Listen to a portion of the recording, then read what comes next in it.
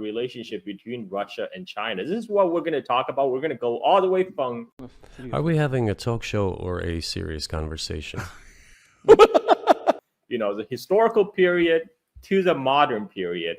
So I thought maybe we just give a brief overview of the China-Russia relationship from the very beginning.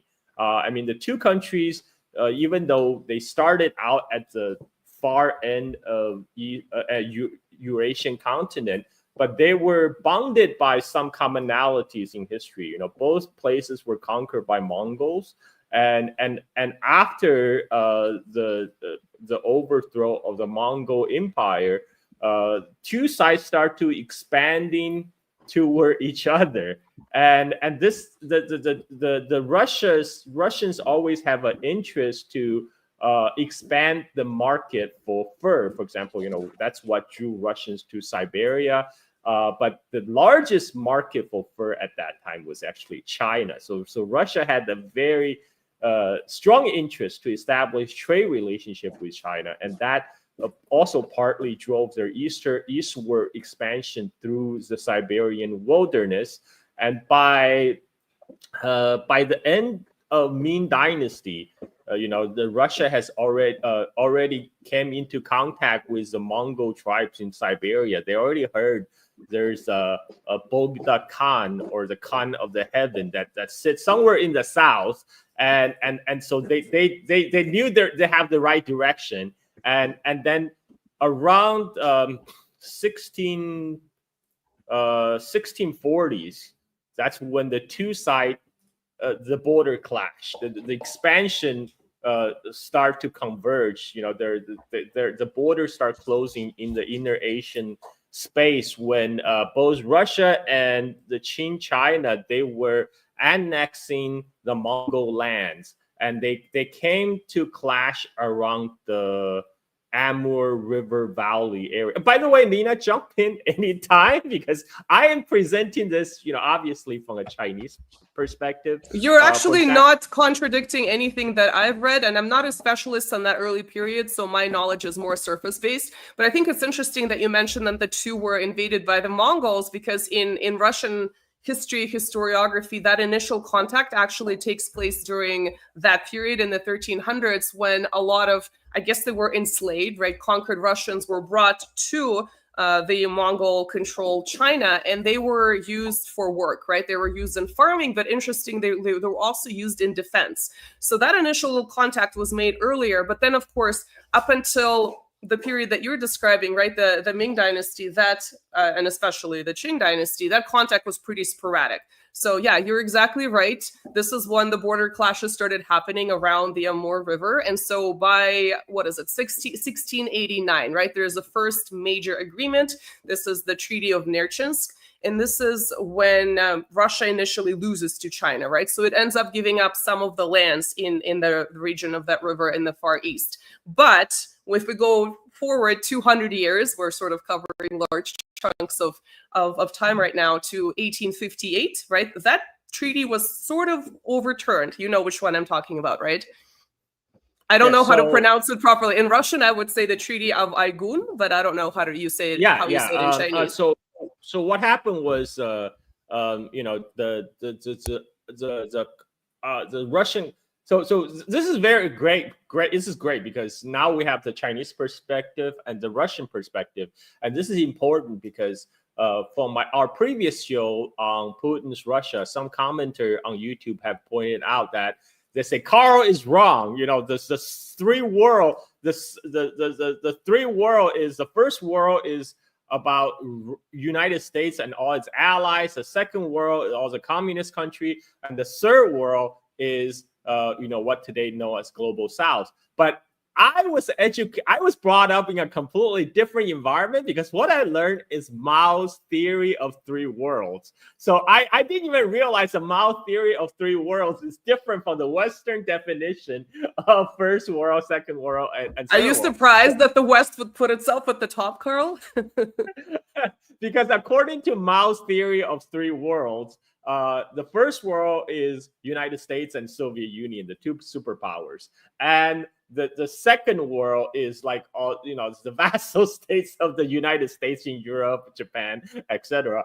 And the third world, which Mao placed China in, would be what today we call the global South. So this is like this is when I realized, oh, wait a minute, there's a difference in perspective. From what I brought up is completely different from what people who brought up with a Western lens. But back to Russia and China relations.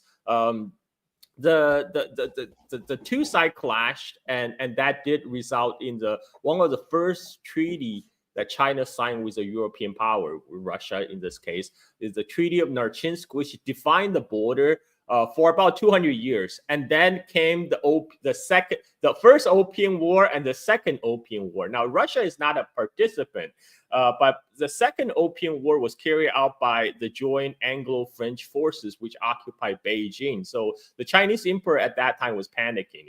He escaped Beijing, but this is where the Russian ambassador approached him and said, "Hey, I can mediate. I can mediate between you and the French and the Anglos for a price." The price is you have to give up all this land north of the Amur River and then all the land east of Ussuri River. And at that time, the Qing emperor was, he was panicked. He just, okay, whatever. I'll fine. Anything, as long as you can bring about peace.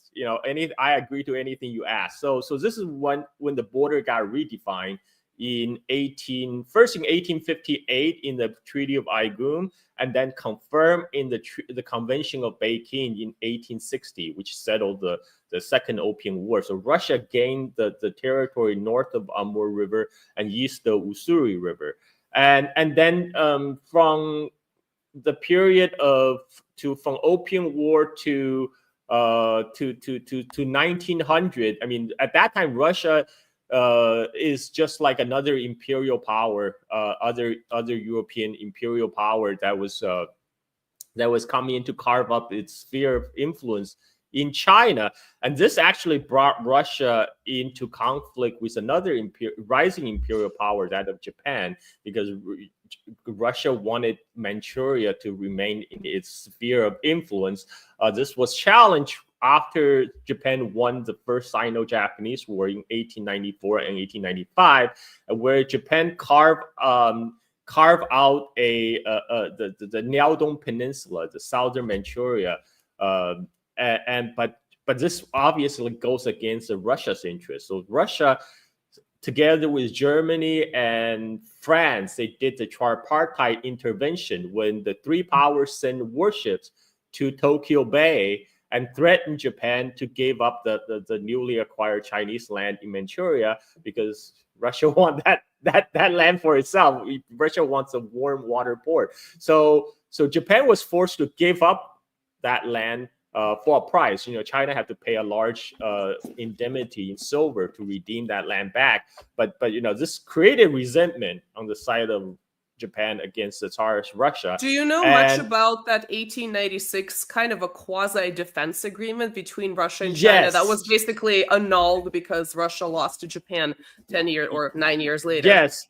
So immediately after China lost to Japan in the first Sino-Japanese War, the Chinese Chancellor Li Hongzhang, he felt he need to bring in Russia to counter Japan. In Chinese, the traditional Chinese diplomacy, we call that use barbarians to counter barbarians. So this is Li Hongzhang's method. He went to St. Petersburg for, I think it was either for a coronation or birthday of Tsar Nicholas II. And it's during this trip, he signed the secret Russia-China protocol, which would grant Russia the rights to build railroad into Manchuria. So at that time, even though Russia acquired all this land north of Amur River and east of Ussuri River and gained the port Vladivostok, it has there's no reliable transportation to reach the east. So Russia was very interested to build a railroad connecting cross Eurasia. This would be the Trans-Siberian Railroad. But they will save a lot of distance by cutting through Manchuria. That would be the Trans-Manchurian Railway. And the secret Russian-Chinese treaty granted the Russians the concession rights to build the railroad. In return, Russia will gain the land like 10 kilometers on the either side of the railroad. They will remain the operational control of the railroad. They can post troops to protect the railroad.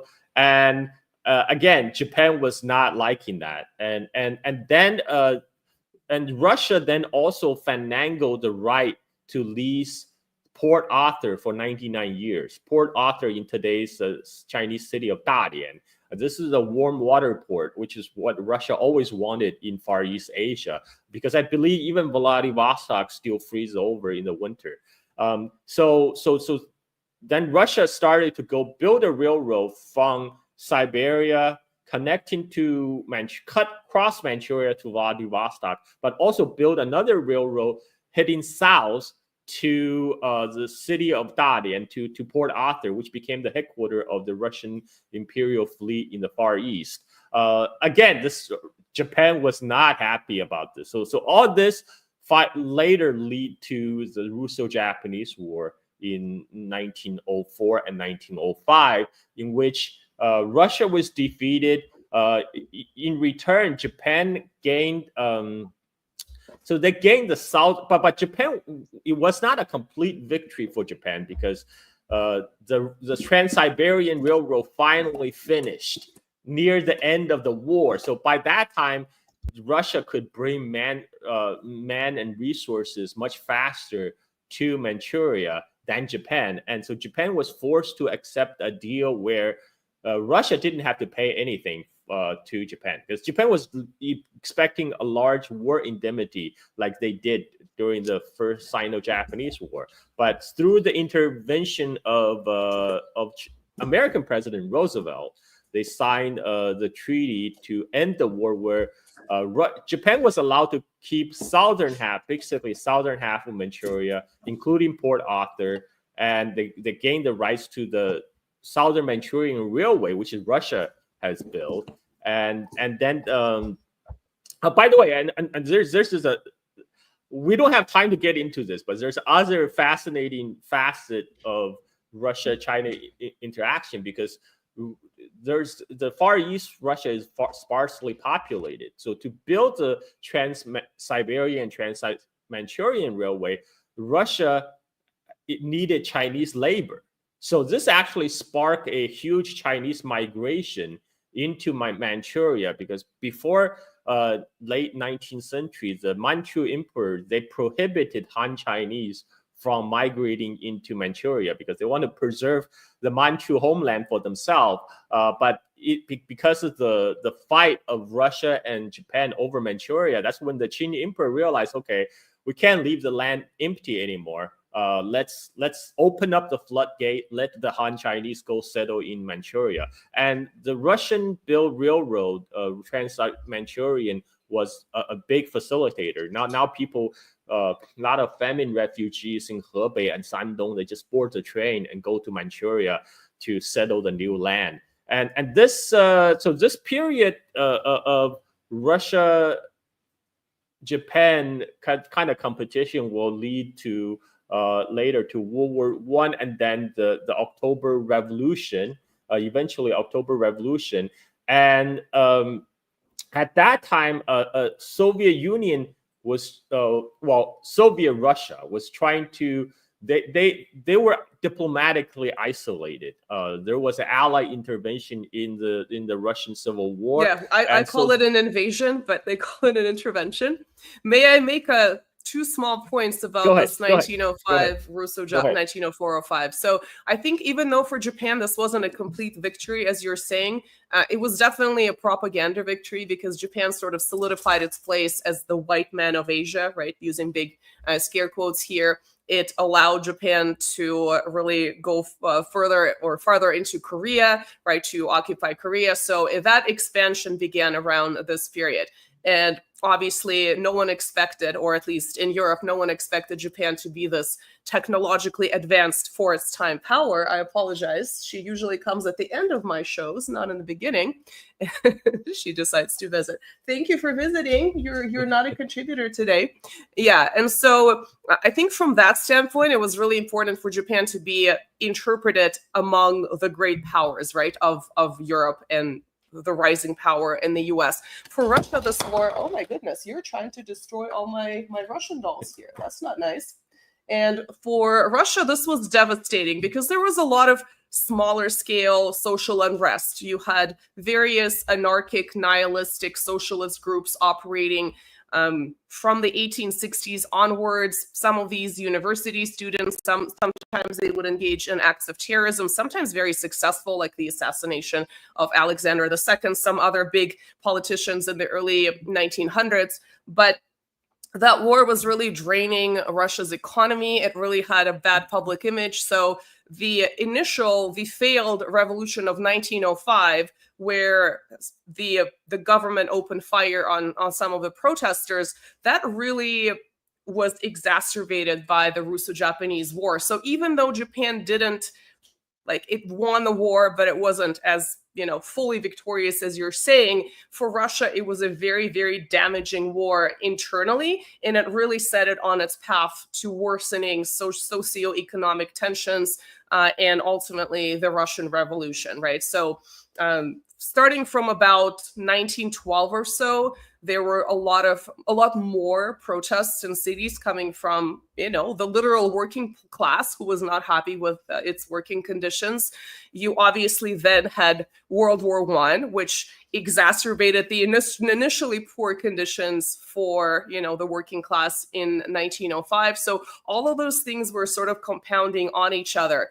And the end result was the Russian Revolution. And I know there are a lot of quasi-conspiracy theorists. I mean, it's not wrong to say that some of the Bolsheviks had funding coming from the outside, but I feel like that's really irrelevant. The social conditions in the entire country were ripe for a change in government. And unfortunately, it was obviously a very violent change in government with a civil war to follow. But yes, let's now get to the isolation of the Soviet Union that you were talking about.